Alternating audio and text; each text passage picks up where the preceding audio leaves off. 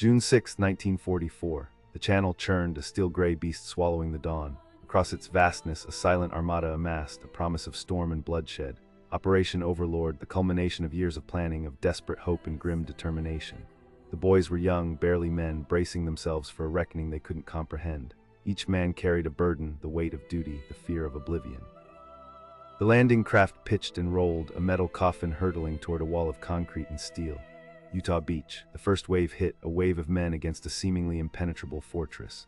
The German defenses were formidable, a gauntlet of barbed wire, mines, and fortified bunkers. Machine gun fire ripped through the air, a relentless storm of light and death. The water ran red, stained with the sacrifice of those who dared to storm the shore.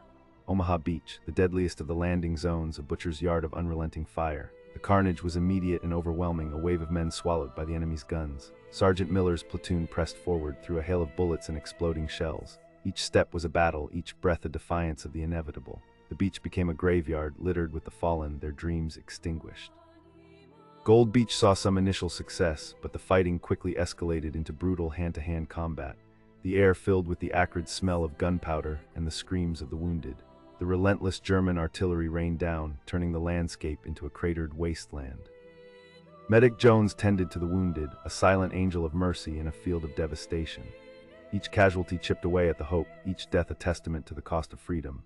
Juno Beach faced similarly fierce resistance, Canadian soldiers pushing relentlessly inland. The tanks arrived, behemoths of steel struggling to navigate the minefields and obstacles.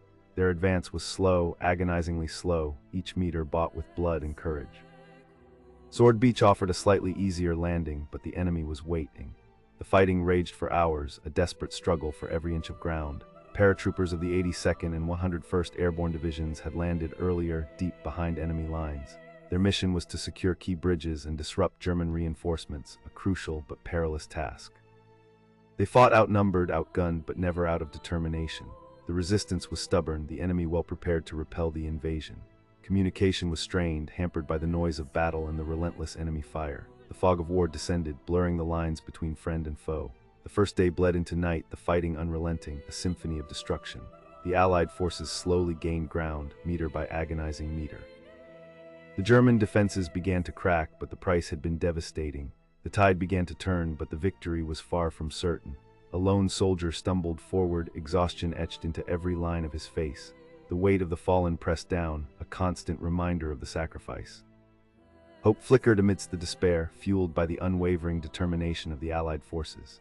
Reinforcements arrived, bolstering the weary ranks of the Allied soldiers. The fight for Normandy was far from over, but the foothold had been secured.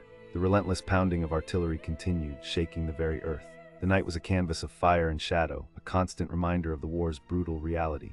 The air was thick with the smell of burning metal and the cries of the wounded. Each sunrise brought renewed fighting, a relentless cycle of attack and defense. The local population watched from the shadows, their fate uncertain. Resistance fighters emerged, offering vital intelligence and support to the Allied forces. The battle for Caen raged, a strategic prize fiercely contested by both sides. The hedgerows of Normandy became a deadly maze, a haven for snipers and ambushes. The German panzers roared across the fields, a formidable threat to the Allied advance. Anti-tank guns fired in desperation, attempting to halt the armored assault. The air raid continued, a constant drone of engines and the thunder of bombs. A lone plane spiraled down, a casualty of the aerial battle. The Allied forces pressed on, driven by the promise of liberation and the memory of the fallen. The liberation of France began, a beacon of hope for a nation under Nazi oppression. But the war was far from over. The fight would continue across Europe. D-Day, a day of courage, sacrifice, and unwavering resolve. A pivotal moment in history, a turning point in the fight against tyranny. Their legacy endures, a testament to the human spirit's ability to overcome adversity. We must never forget the